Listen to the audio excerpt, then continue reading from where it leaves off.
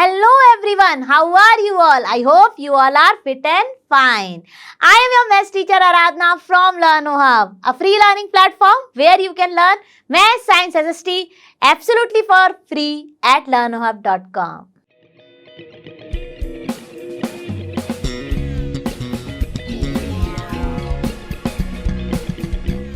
तो भाई बच्चों, आज हम करेंगे अपना एनसीईआरटी सॉल्यूशन फॉर क्लास 7 और आज का हमारा चैप्टर है चैप्टर नंबर 12 अलजेब्रिक एक्सप्रेशंस।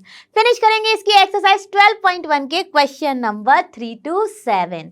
इसी एक्सरसाइज के क्वेश्चन नंबर 1 and 2 मैंने किए थे अपने प्रीवियस वीडियो में सॉल्व, तो अगर नहीं देखे हैं तो जाकर देख लीजिए। आज करते हैं इसी एक्सरसाइज 12.1 के क्वेश्चन नंबर 3 to 7 को सॉल्व। तो सारे के सारे बच्चों, आप सब अपनी नोटबुक और पेन के साथ रेडी हो कि नहीं? अगर नहीं हो तो फटाफट लेकर आ जाओ और अगर हो तो चलिए शुरू करते हैं।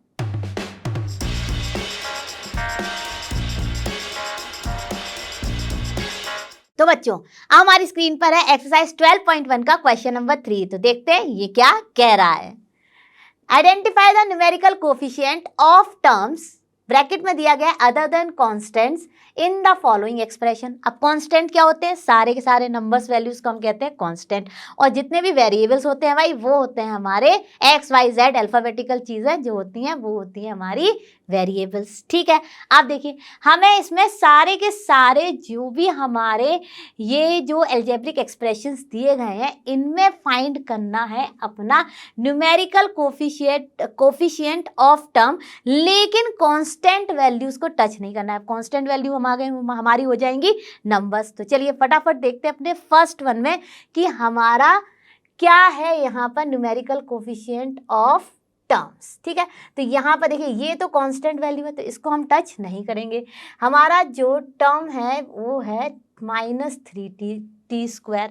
ठीक है, और इसमें हमारा न्यूमेरिकल कोफिशिएंट क्या है? इसमें हमारा न्यूमेरिकल कोफिशिएंट है -3, यानी कि हमें केवल अलजेब्रिक एक्सप्रेशंस में अपने वेरिएबल वाले टर्म्स को देखना है और उनके साथ क्या न्यूमेरिकल वैल्यू एसोसिएटेड है, यानी कि न्यूमेरिकल कोफिशिएंट को बताना है। ठीक है, क्वेश्चन तो हो गया होगा क्लियर और पहला पार्ट भी हो गया होगा क्लियर। अब करते हैं इसके रिमेनिंग पार्ट को सॉल्व। अब देखिए यहाँ पर हम कांस्टेंट वैल्यू को टच नहीं करेंगे, बाकी जो हमारे टर्म्स हैं वो है टी प्लस का t², प्लस का टी लिखना चाहें तो प्लस का टी भी लिख सकते हैं, या फिर आप लिख सकते हो केवल t² भी। रॉन्ग नहीं है क्योंकि प्लस साइन को हम इग्नोर कर सकते हैं, लेकिन केवल हमारा प्लस साइन ही इग्नोर होता है। अगर हम इन सबको जब टुगेदर लिखेंगे तो इनके बीच में क्या साइन होगा? प्लस। अगर वो माइनस है तो भाई हमें लिखना पड़ता है। ठीक है, और नेक्स्ट है हमारा टर्म TQ। अब इन सब के क्या कोफिशिएंट होंगे न्यूमेरिकल?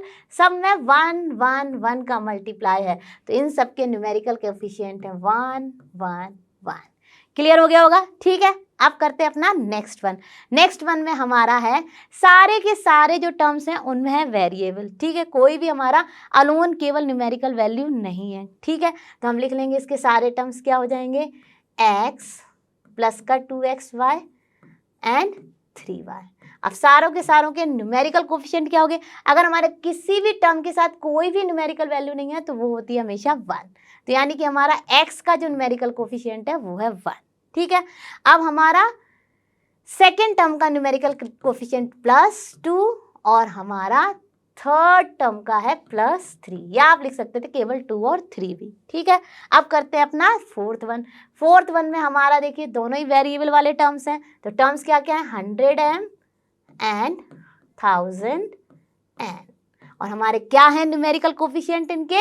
जो भी इनके साथ न्यूमेरिकल वैल्यू एसोसिएटेड है, यानी कि 100 एंड 1000। ठीक है, अब आ गए अपने नेक्स्ट वन पर। नेक्स्ट यानी कि फिफ्थ वन में देखिए यहाँ पर हमें कुछ भी न्यूमेरिकल कोफिशिएंट नहीं दिया गया, तो यहाँ पर क्या हो जाएगा? 1। ठीक है, आप देखिए यहाँ पे टर्म्स क्या है हमारे? -p²q² एंड 7 प्लस का 7pq लिख दीजिए, या आप केवल लिख दीजिए pq, तो 7pq वो भी रॉन्ग नहीं है। लेकिन जब आप इन दोनों को टुगेदर लिखेंगे तो जिस टर्म के आगे साइन नहीं है वो होगा हमारा पॉजिटिव टर्म। ठीक है, आप देखिए इसमें हमारे पहले वाले का क्या हो जाएगा न्यूमेरिकल कोफिशिएंट? -1, यानी कि नंबर वैल्यू। ठीक है, और हमारे सेकेंड टर्म का हो जाएगा +7।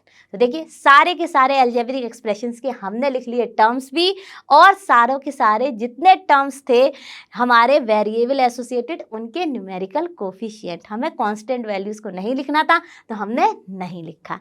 तो हो गया होगा ये क्वेश्चन आपको अच्छे से क्लियर। अब चलते हैं अपने नेक्स्ट क्वेश्चन पर। तो बच्चों हमारी स्क्रीन पर है क्वेश्चन नंबर 3 के ही रिमेनिंग पार्ट्स, यानी कि 6, 7, 8 एंड 9th पार्ट। तो चलिए फटाफट इनमें भी लिखते हैं अपने टर्म्स और उनके साथ जो भी न्यूमेरिकल कोफिशिएंट एसोसिएटेड है, यानी कि नंबर वैल्यू एसोसिएटेड है उसको।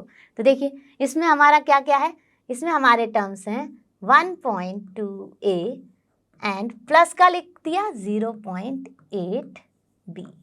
ठीक है, अब न्यूमेरिकल कोफिशिएंट क्या क्या हो गए लिख देते हैं यहाँ पे, न्यूमेरिकल कोफिशिएंट शॉर्ट फॉर्म में। ठीक है, ये मैंने शॉर्ट फॉर्म लिख दिया। तो न्यूमेरिकल कोफिशिएंट हो गए हमारे, पहले टर्म में हो गया 1.2 और दूसरे टर्म में हो गया हमारा 0.8, यानी कि जो भी न्यूमेरिकल वैल्यूज़ है वेरिएबल्स के साथ वही हो गए उसके न्यूमेरिकल कोफिशिएंट। ठीक है, अब नेक्स्ट में देखिए यहाँ पर केवल एक ही टर्म है। ठीक है, और उसके साथ क्या कांस्टेंट वैल्यू है हमारी 3.14, यानी कि numerical coefficient for the 8th one हो गया हमारा 3.14। सिमिलरली इसको हम कुछ इस तरह से लिख सकते हैं 2 × l + b है ना ये, तो 2l + 2b। ठीक है, यानी कि इसके दो टर्म्स हो गए 2l एंड + 2b, और दोनों के न्यूमेरिकल कोफिशिएंट क्या हो गए 2 and 2। ठीक है, अब देखिए नेक्स्ट वन में हमारे क्या टर्म्स हैं 0.1y, ठीक है, एंड 0.01y², और दोनों ही टर्म्स के साथ क्या न्यूमेरिकल वैल्यूज़ हैं, फर्स्ट टर्म के साथ है 0.1 तो इसका हो गया 0.1 न्यूमेरिकल कोफिशिएंट, और सेकंड के साथ है 0.01 तो इसका हो गया 0.01 न्यूमेरिकल कोफिशिएंट। तो ये भी हो गए होंगे आपको अच्छे से क्लियर। अब चलते हैं अपने नेक्स्ट क्वेश्चन पर। बच्चों हमारी स्क्रीन पर आ चुका है क्वेश्चन नंबर 4। तो चलिए फटाफट देखते हैं कि भाई ये क्वेश्चन क्या कह रहा है। आइडेंटिफाई, ए पार्ट है यहाँ पर, 4th में हमारे 2 पार्ट है जिसमें से पहले करने जा रहे हैं अपना ए पार्ट। तो ए पार्ट में कहा जा रहा है identify terms which contain x and give the coefficient of x, यानी कि हमें जितने भी अलजेब्रिक एक्सप्रेशंस दिए गए हैं उनमें केवल देखना है वो टर्म जो है जिसके पास है एक्स एज अ वेरिएबल, और उसी का हमें लिखना है अपना कोफिशिएंट। और कोफिशिएंट क्या हो जाएगा वो मैं आपको जब सॉल्व करेंगे तब बताती हूँ। तो देखिए पहले क्वेश्चन में यानी कि पहले पार्ट में हमारा टर्म जिसमें एसोसिएटेड है या जो कंटेन किए हुए एक्स है वो है y²x। अब इसका x का कोफिशिएंट हो जाएगा, x को हटा दीजिए और जितनी भी वैल्यूज इसके साथ एसोसिएटेड है x वेरिएबल के साथ वही हो जाएगा इसका कोफिशिएंट, यानी कि जो टर्म कंटेन किए हुए x उसमें से x को हटा दीजिए, रेस्ट ऑल हो जाएगा उसका कोफिशिएंट, यानी कि कोफिशिएंट ऑफ x इसमें हो गया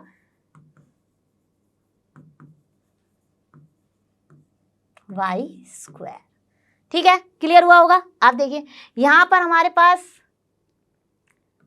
ठीक है, यहाँ पर हमारे पास है 13y² - 8yx। अब देखिए यहाँ पर तो हमारे इस टर्म में x है नहीं तो इसको हम नहीं लेंगे। किस टर्म में हमारे कंटेन हुआ है x, इसमें माइनस का 8yx में, यानी कि माइनस का 8yx, और इसमें क्या हो जाएगा इसका कोफिशिएंट ऑफ x को हटा के बाकी सारी वैल्यू हो जाएंगी हमारे x का कोफिशिएंट, यानी कि देखिए क्या बचा x को हटाते ही -8y, तो कोफिशिएंट ऑफ x हो गया यहाँ पर -8y। ठीक है, केवल हमें वही टर्म लिखना है और उसी में x का कोफिशिएंट लिखना है। ठीक है, अब आ जाइए यहाँ पर। तो यहाँ पर क्या है, यहाँ पर अंडरस्टैंडिंग के लिए चलिए भाई 1 1 लिख दिया। ठीक है, और ये तो कांस्टेंट वैल्यू है ही। आप देखिए यहाँ पर कौन सा टर्म है जिसने x को कंटेन कर रखा है 1x, या केवल x भी लिख सकते हो। ठीक है, और इसका कोफिशिएंट क्या हो गया, इसका कोफिशिएंट ऑफ x हो गया हमारा केवल न्यूमेरिकल वैल्यू 1। ठीक है, सिमिलरली आ जाइए यहाँ पर। अब यहाँ पे देखिए केवल ये टर्म के पास है x, तो यानी कि यही टर्म हमें लिखना है, यानी कि प्लस का zx, और x को हटा दीजिए बाकी सारी वैल्यूज इसका कोफिशिएंट हो जाएंगी, यानी कि कोफिशिएंट ऑफ x इसमें हो गया हमारा +z लिख दीजिए, या फिर आप लिख सकते हैं केवल z भी। ठीक है, अब आ जाते हैं अपने नेक्स्ट वन पर। अब इसमें हमारे 2 टर्म्स हैं जिसके पास है x, यानी कि x प्लस का x एंड प्लस का xy। अब यहाँ पर कोई भी न्यूमेरिकल वैल्यू नहीं होती है जहाँ पर किसी टर्म में, वहाँ पर होती है हमारी 1। ठीक है, तो इसका कोफिशिएंट ऑफ x क्या हो गया, यानी दो टर्म्स थे तो दोनों का हो गया, पहले टर्म का हो गया 1 या +1, जो भी आपको लिखना है लिख दीजिए, और दूसरे का हमारा हो गया +y, यानी कि x को हटा के जो भी वैल्यू उसके साथ एसोसिएटेड है वो हो जाएगा उसका कोफिशिएंट। ठीक है, सिमिलरली आ जाइए अपने इसमें। अब देखिए यहाँ ये तो कांस्टेंट वैल्यू है, कौन सा टर्म है जिसने कंटेन कर रखा है x, 12xy²। ठीक है, अब देखिए इसमें हमारा कोफिशिएंट ऑफ x क्या हो गया, इसमें हमारा कोफिशिएंट ऑफ x हो गया, हटा दीजिए x और क्या बचा, केवल 12y², यानी कि 12y² हो गया हमारा coefficient of x in this term. ठीक है, नेक्स्ट वन पर आ गए, तो इसमें देखिए दोनों ही टर्म्स में x है, तो दोनों ही टर्म्स को लिख लेते हैं 7x एंड xy²। ठीक है, अब इसमें देखिए आप x के साथ यहाँ पर क्या एसोसिएटेड है 7, तो x हटाया तो क्या बचा 7, तो coefficient of x in first term हो गया 7 और सेकंड टर्म में हो गया हमारा प्लस का y² या y²। ठीक है, तो सारे के सारे हमने कोफिशिएंट लिख लिए अपने x के, और वो सारे टर्म्स लिखे जिनमें x कंटेन था। आई होप ये क्वेश्चन भी लगा होगा आपको, सुपर डुपर इजी। अब करते हैं इसी के बी पार्ट को सॉल्व। चलो बच्चों फटाफट देखते हैं हमारा बी पार्ट क्या कह रहा है। Identify terms which contain y² and give the coefficient of y²। अब हमें केवल लिखना है अपने जो भी अलजेब्रिक एक्सप्रेशंस दिए हैं वो टर्म जिसमें है y² और उसके साथ क्या कोफिशिएंट है y² का, वही लिखना है। ठीक है, तो चलिए फटाफट देखते हैं अपने फर्स्ट पार्ट में। अब यहाँ पे देखिए ये तो कांस्टेंट वैल्यू है, कौन सा टर्म है जिसमें y² है, माइनस का xy², और यहाँ पर हमारा कोफिशिएंट ऑफ y² क्या हो गया, बहुत ही आसान है, देखिए y² को हटा दीजिए, क्या लेफ्ट आउट है -x, यानी -x हो गया इसका यहाँ पर इस टर्म के में y² का कोफिशिएंट। अब आ जाते हैं अपने सेकेंड वन पर, तो सेकेंड वन में हमारा देखिए दो टर्म्स है, लेकिन किस में हमारे केवल y² है, इस वाले टर्म में, यानी कि 5y², और यहाँ पे कोफिशिएंट ऑफ y² क्या हो गया, y² को हटा दीजिए, बाकी जो भी उस टर्म में है वो सब उसका कोफिशिएंट हो गया, यानी कि 5। ठीक है, आप देखिए नेक्स्ट वन में आ जाइए। नेक्स्ट वन में कहाँ पर है हमारा y², इस टर्म में है एंड इस टर्म, यानी यहाँ पर हमारे पास टू टर्म्स हैं जिनमें हमारा है y²। तो चलिए फटाफट लिख लेते हैं इसके दोनों टर्म जो कंटेन किए हुए हैं y² को। तो टर्म्स है हमारे माइनस का 15xy² एंड प्लस का 7y²। ठीक है, अब इसमें हमने y² को हटाया तो कोफिशिएंट ऑफ y² क्या हो गया, y² को हटाते ही बचा हमारा माइनस का 15x, तो ये हो गया हमारा coefficient of y² in first term. ठीक है, सेकेंड वन में देखिए y² को हटाया तो क्या कोफिशिएंट ऑफ y² आ गया, ये आ गया हमारा +7, और आप देख सकते हो सिर्फ 7 भी। ठीक है, तो थे ना बहुत ही आसान क्वेश्चंस, फटाफट सॉल्व कर लिए। अब चलते हैं अपने नेक्स्ट क्वेश्चन पर। बच्चों हमारी स्क्रीन पर है क्वेश्चन नंबर 5, तो चलिए फटाफट इसको भी सॉल्व करते हैं। Classify into monomials, binomial and trinomials. Okay, आप देखिए ये जो वर्ड्स आए हैं यानी कि मोनोमियल, बाइनोमियल, ट्राइनोमियल्स, ठीक है, इस मुझे पूरी उम्मीद है कि ये सारे वर्ड्स आपने चैप्टर में पढ़ ही लिए होंगे। चलिए फटाफट आपको रिवाइज करा देती हूँ। मोनोमियल्स वो अलजेब्रिक एक्सप्रेशंस होते हैं जिनमें होता है केवल वन टर्म। ठीक है, बाइनोमियल्स वो अलजेब्रिक एक्सप्रेशंस होते हैं जिनमें होते हैं टू टर्म्स। ठीक है, और ट्राइनोमियल्स वो अलजेब्रिक एक्सप्रेशन होते हैं जिनमें होते हैं 3 टर्म्स, और मोर देन 3 टर्म्स के लिए हम यूज़ करते हैं अपना एक कॉमन वर्ड जो कि है पॉलिनोमियल। ठीक है, अब ठीक है, ये तो आपको क्लियर हो गया होगा कि भाई मोनोमियल, बाइनोमियल और ट्राइनोमियल किस तरह के अलजेब्रिक एक्सप्रेशंस होते हैं। तो चलिए इन्हीं डेफिनेशंस के बेसिस पर हमारे पास जो अलजेब्रिक एक्सप्रेशंस हैं उनको हम लिख देते हैं क्या है वो एक्चुअली में। तो देखिए बच्चों यहाँ पर कितने टर्म्स हैं, यहाँ पर हमारे 2 टर्म्स हैं, तो ये क्या है हमारा बाइनोमियल। ठीक है, अब यहाँ पर हमारे कितने टर्म्स हैं, सेकंड में एक ही टर्म है, तो ये है मोनोमियल। ठीक है, यहाँ पर देखिए यहाँ कितने टर्म्स है भाई, 3 टर्म्स हैं, तो ये हमारा है देखिए एक ये टर्म, एक ये टर्म और एक ये टर्म। विथ साइन हम लेते हैं, साइन को हम बिल्कुल भी इग्नोर नहीं कर सकते हैं। ठीक है, तो ये कैसा है, इसमें कितने टर्म्स हैं 3, तो ये हो गया हमारा ट्राइनोमियल। अब भाई देखिए इसमें तो केवल एक ही टर्म है कांस्टेंट वैल्यू, तो ये क्या है मोनोमियल। सिमिलरली देखिए इसमें कितने टर्म्स हैं, 3 टर्म्स हैं, तो फिफ्थ वाला हो गया हमारा ट्राइनोमियल। ठीक है, सिमिलरली आ जाइए सिक्स्थ वन पे, ये क्या है, बाइनोमियल, 2 टर्म्स हैं, एक ये और एक ये कांस्टेंट वैल्यू। ठीक है, तो ये हो गया बाइनोमियल। सिमिलरली देखिए यहाँ पर कितने टर्म्स हैं, एक है हमारा ये प्लस का 4p² और एक है हमारा माइनस का 4pq²। तो ये कितने टर्म्स हैं, 2 टर्म्स हैं, यानी ये हो गया हमारा बाइनोमियल। इसमें देखिए एक ही टर्म है, तो ये हो गया हमारा मोनोमियल। ठीक है, यहाँ पर कितने टर्म्स हैं, 3 टर्म्स हैं, तो ये हो गया हमारा ट्राइनोमियल। ठीक है, अब आ जाते हैं इस पर, तो ये देखिए इसमें कितने टर्म्स हैं, 2 टर्म है, प्लस का a², ठीक है, और प्लस का ही b², तो ये हो गया हमारा बाइनोमियल। यहाँ पर भी ये हो गया बाइनोमियल।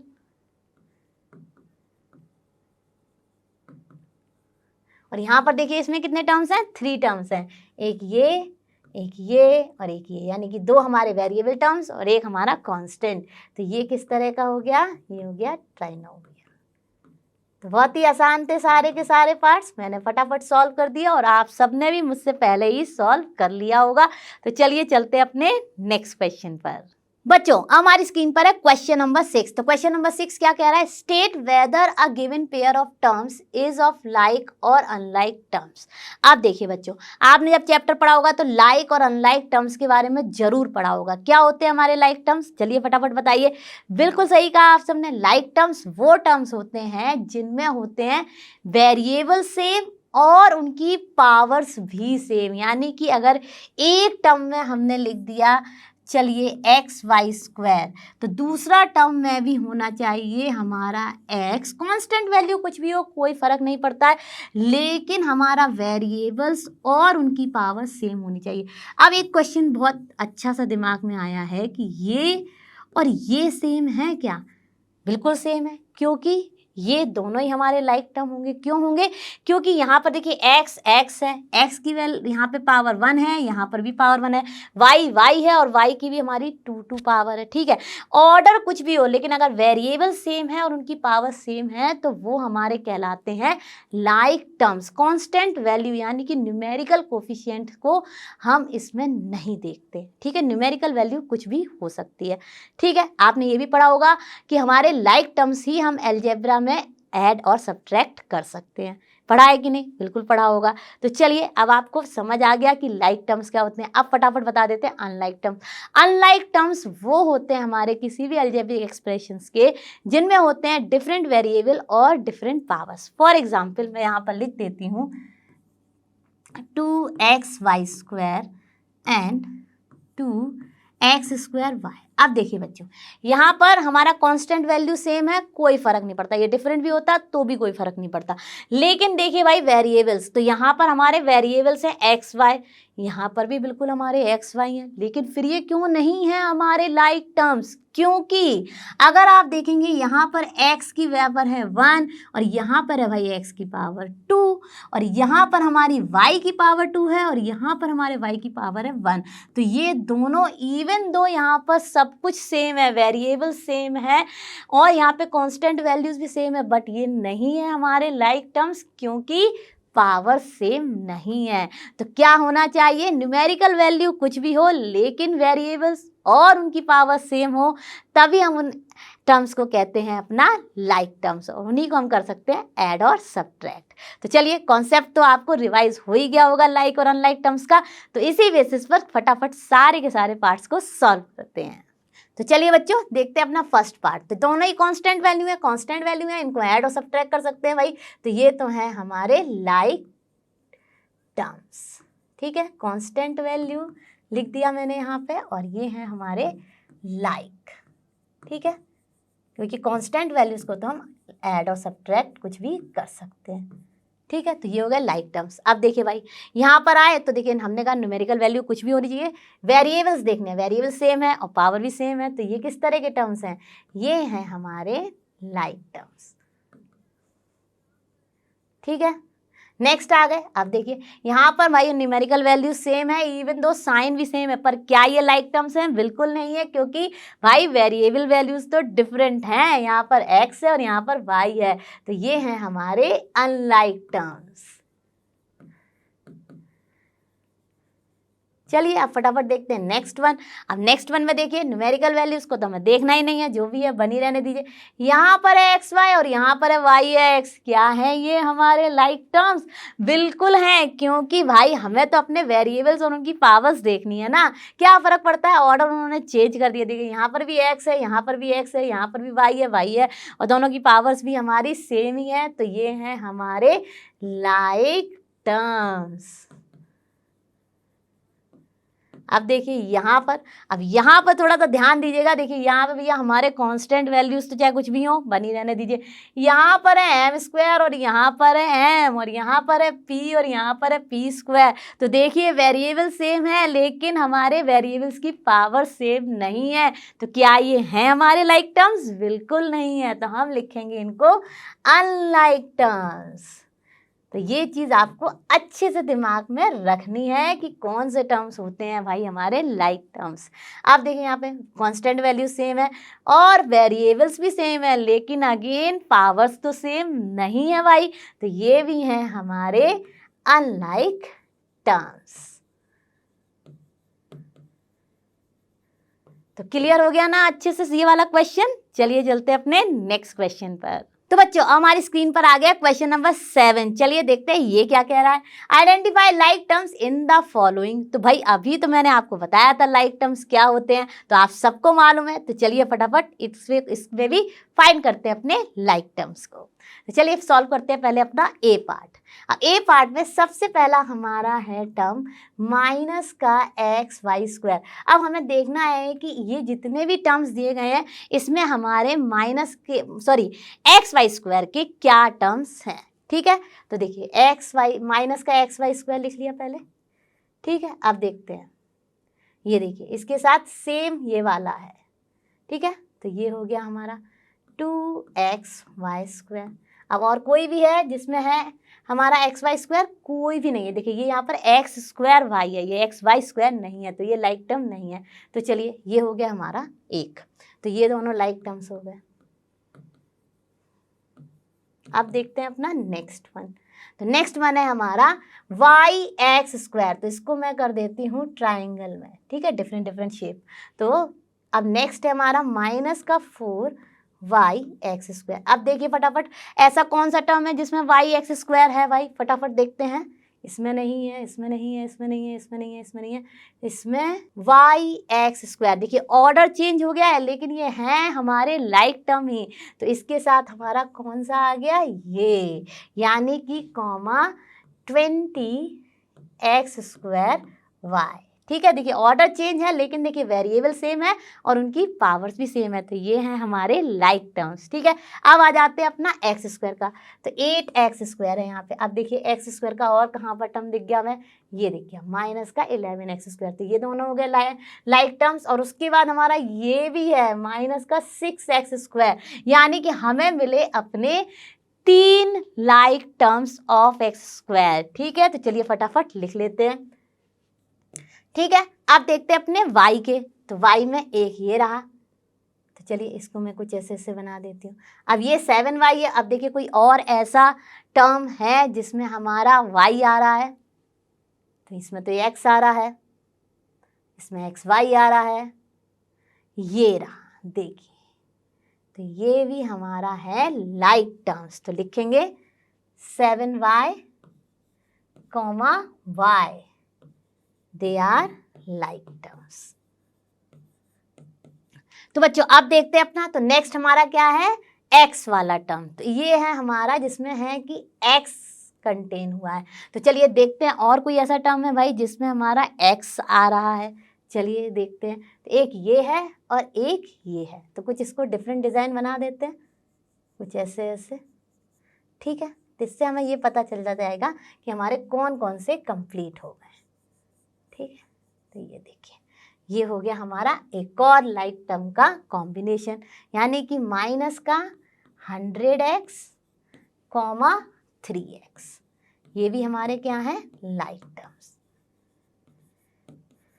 ठीक है, अब देखते हैं हमारा क्या बचा, माइनस का 11y(x), या फिर इसको हम बोल सकते हैं माइनस का 11xy, भी रॉन्ग नहीं है, ठीक है, लेकिन भाई ये y(x) है तो देखते हैं, चलिए फटाफट हमारा कोई भी ऐसा और टर्म है जिसमें xy या y(x) कंटेन हो रहा है, तो देखिए ये और ये, ठीक है, तो चलिए फटाफट लिख देते हैं, -11y(x) एंड 2xy। देखिए ऑर्डर चेंज हो गया है, लेकिन हमारे y और x हैं और दोनों की पावर सेम है, तो भाई ये है हमारे लाइक टर्म्स, तो ये भी हो गए हमारे लाइक टर्म्स। तो देखिए हमने अपने पहले पार्ट में सारे के सारे लाइक टर्म्स फाइंड कर लिए और उनको लिख दिया। आई होप ये हो गया होगा आपको क्रिस्टल क्लियर। अब करते हैं इसका बी पार्ट। अब देखिए बच्चों, सबसे पहले हम अपने बी में देखते हैं पहला ही टर्म, इसमें हमारे क्या है, पी क्यू कंटेन क्यू है। आप देखते हैं कि इतने सारे टर्म्स में से कोई भी जो टर्म ऐसे टर्म्स हैं जिसमें है हमारा पी और क्यू, चलिए तो देखिए पहला तो हम यही लिख लेते हैं, तो लिख देते हैं लाइक टर्म्स,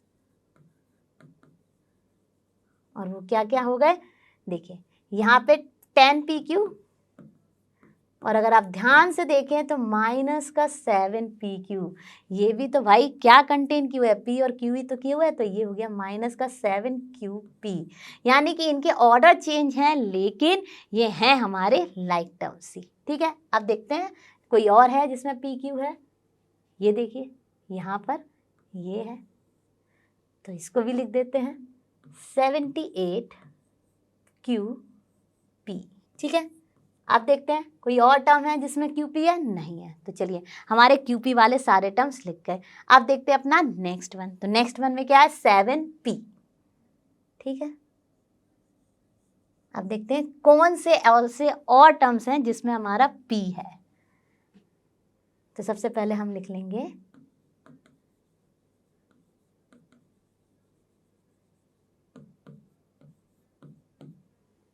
तो देखिए इसमें Q है, इसमें p² Q² है, देखते जाते हैं और देखिए ये मिल गया हमें नेक्स्ट वन।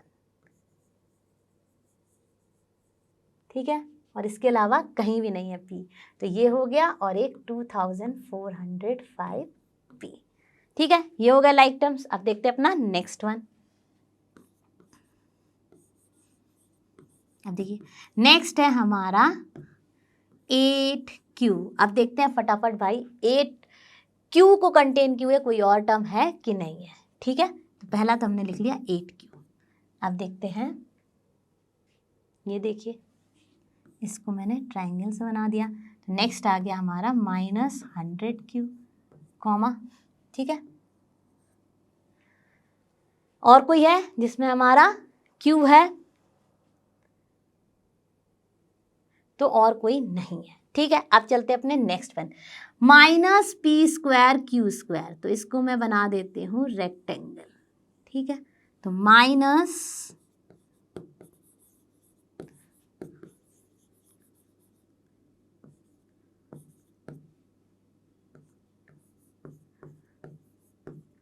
अब देखते हैं, चलिए भाई माइनस मतलब p² Q² कंटेन क्यू है, कोई और टर्म है या नहीं है, तो देखिए जैसे ही हम आगे बढ़े हमें दिख गया ये भी क्या है, p² Q² ही तो है, ऑर्डर केवल चेंज हुआ है। ठीक है, तो लिख देते हैं 12q² p²। ठीक है, यानी कि वेरिएबल सेम है और उनकी पावर्स भी सेम है। अब देखते हैं नेक्स्ट वन, कोई और है जिसमें हमारा p² Q² है, तो भाई हमारे पास अब और कोई नहीं बचा है। अब आते हैं अपने नेक्स्ट पर, यहाँ से देखिए ये सारे कंप्लीट हो गए। अब भाई ये है हमारा केवल कांस्टेंट, तो इसको मैंने बना दिया कुछ इस तरह से, कुछ और डिज़ाइन। तो चलिए नेक्स्ट हमारे लाइक टर्म हो गए कांस्टेंट वैल्यूज ही, तो चलिए लिखते हैं ऐसे और टर्म्स जिसमें है केवल कांस्टेंट वैल्यू, तो ये है -23। अब देखिए नेक्स्ट आगे बढ़े तो भाई देखते ही हमें लग गया कि ये वाला जो है ना इसमें भी है कांस्टेंट वैल्यू, तो ये हो गया 41। ठीक है, अब देखिए कोई और ऐसा हमारे पास टर्म नहीं है जिसमें केवल हो कांस्टेंट वैल्यू, तो ये भी ओवर हो गया। अब देखिए नेक्स्ट आए हम अपना -5p², यानी कि इसको मैं बना देती हूँ एक ओवल शेप। ठीक है, अब ये देखिए लाइक टर्म्स लिखा है यहाँ पर। अब देखिए और कोई टर्म है जिसमें पी स्क्वायर है भाई, तो माइनस का 5p स्क्वायर तो हमने लिख ही लिया। ठीक है, अब इसके अलावा देखते हैं फटाफट। तो देखिए लास्ट टर्म जो है ये वही है हमारा पी स्क्वायर को कंटेन किए हुए, तो ये हो गया इसका एक और लाइक टर्म। ठीक है, ये कर लिया। अब देखते हैं अपना नेक्स्ट वन। तो नेक्स्ट वन देखिए यहाँ से ये सारे कंप्लीट होते जा रहे हैं। अब आया हमारा नेक्स्ट पी स्क्वायर क्यू, यानी कि ये वाला। अब इसको मैं बना देती हूँ कुछ इस तरह से शेप। ठीक है, तो देखिए ये है हमारा 13p square Q, like terms लिखे। अब इसके अलावा हमारे पास कोई ऐसा टर्म है जिसमें हमारा पी स्क्वायर क्यू आ रहा है, तो भाई देखिए इसके नेक्स्ट वाला ही है ये वाला। ठीक है, तो ये दोनों किस तरह के टर्म्स हैं, लाइक टर्म्स, क्योंकि देखिए ऑर्डर चेंज है लेकिन देखिए क्यूपी और पी स्क्वायर है भाई, पी स्क्वायर है, क्यू है, तो देखिए दोनों ही हमारे हो गए लाइक टर्म। तो ये हो गया 13p स्क्वायर क्यू और हमारा क्यूपी स्क्वायर। तो देखिए देख लेते हैं फटाफट, सारे के सारे टर्म्स लिख लिए हमने अपने लाइक टर्म्स, बिल्कुल लिख लिए। तो ये हो गया हमारा इसके बी पार्ट का सॉल्यूशन। तो देखिए मुझे पूरी उम्मीद है कि ये क्वेश्चन भी आपको हो गया होगा अच्छे से क्रिस्टल क्लियर। तो भाई बच्चों ये तो हमने फिनिश किया अपने चैप्टर नंबर 12 अलजेब्रिक एक्सप्रेशंस की एक्सरसाइज 12.1 के क्वेश्चन नंबर 3 to 7 का सॉल्यूशन। मुझे पूरी उम्मीद है कि आप सब ने मेरे साथ इन सारे क्वेश्चंस को अच्छे से समझा होगा और सॉल्व किया होगा। मैं आपसे जल्द मिलूंगी नेक्स्ट क्लास में। आप और हम ऐसे ही मिलते रहेंगे और फिनिश करेंगे पूरा एनसीईआरटी सॉल्यूशन। और आप सभी जानते हैं लर्नो हब फ्री है बट बेस्ट है। Thank you.